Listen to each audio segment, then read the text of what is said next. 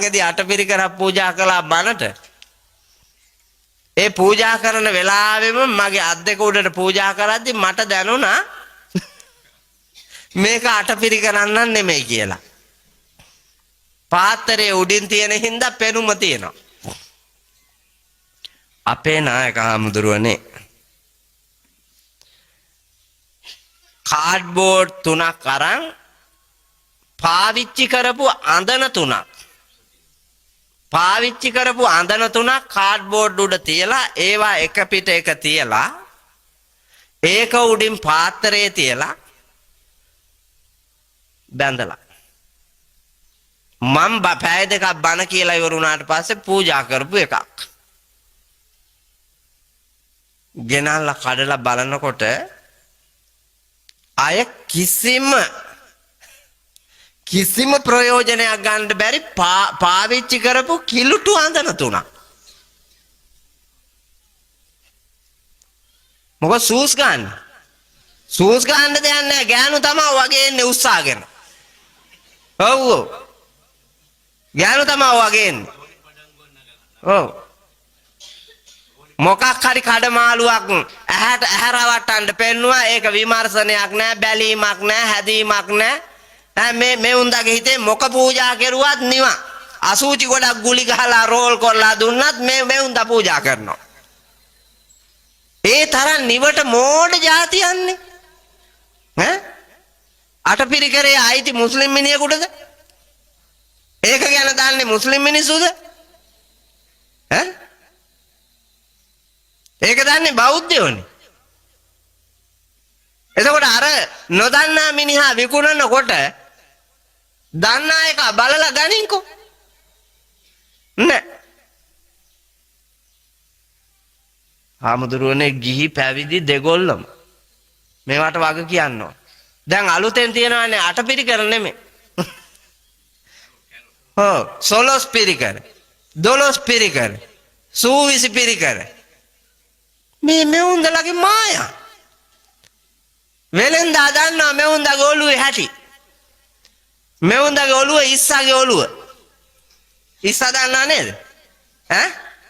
ඉස්සාගේ ඔළුවේ මොනවද තියෙන්නේ? ඒකත් දන්නවා මේ උන්දලා ඔක්කොම නේද? ඒකත් මේ උන්දලා ඔක්කොම දන්නවා ඉස්සාගේ ඔළුවේ තියෙන જાතිය. ඒ ඉස්සාගේ ඔළුවේ ප්‍රමාණය දන්න කූට ව්‍යාපාරිකයෝ මෙවුන්දාගේ ඔළුවේ හැම වෙලාවෙම ගන්ධසාරේ තියෙන්නේ. ඒ හින්දා ඕන එකක් පෙන්නලා රවට්ටන්න පුළුවන් කියලා හදලා දෙනවා. ඊට පස්සේ ගන්නවා. අපේ නායකයන් එක දවසක් මේ නුවර පැත්තේ ඉඳලා පෙරහැරක් යනවා. අනුරාධපුරේ පැත්තට. මම ওই දඹුල්ල කිට්ටුව පාරයින් ඉන්නකොට මේ උන්දලාගේ පෙරහැර එනවා. මං කොල්ලන්ට කිව්වා ඔහොම නවත්තගෙන හිටුකෝ කියලා. මං හරි ආසයි මේ උන්දලා පෙරහැරවල් බලන්න. කොරවක්කෝ නෙළුම් කොලේ යනවා වගේ කාපට් පාරේ රත් වෙලා ගිනිහම් වෙලා. කරුමේ තවනවා මේ උන්දලා. ගෑනු 100ක් විතර ගියාම එක පිරිමියෙක් යනවා පේනවා. පිරිමි කරුම තවනවා අඩුයිනේ. ඔව්. නිවන උරුම වුණත් නැතත් කමන්නේ. ඒ උන්දලා ඔය කූතාණ්ඩි වැඩවලට අත ගහන්නේ. මේ උන්දලා තමයි ඌගේ එල්ලිලා ඉන්නේ. දිග රෙද්දක් කරන්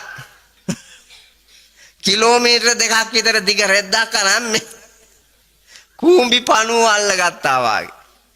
අරකින් අල්ලාගෙන හිස මත තියාගෙන සාදු කියා දාඩිය හොටු කඳුළු අගුරු ආගෙන පාරේ යනවා. ඒ ගමන් මං කොහෙද යන්නේ කියලා. ඒ ගමන තනකුත් කියලා කිව්වා කප්රු බඳින්න යනවා කියලා. මං අහුවා මේ ඉස්ලාම්ද හින්දුද කතෝලිකද කියලා. මන් දිහා දෙක ලොක් කරලා බලන්න බෞද්ධ. මං කිව්වා බෞද්ධයෝ ගාව නෑනේ චෛත්‍ය වලට රෙදි අන්දන එක. ත්‍රිපිටකයේ නෑ චෛත්‍ය වලට රෙදි අන්දන්න. එහෙම එකක් තියෙනවද? කොහේ හරි?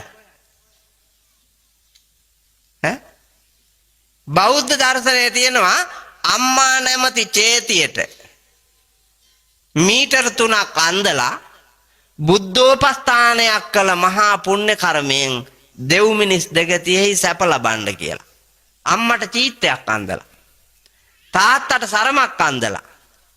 ගිලනෙකුට උපස්ථාන කරලා.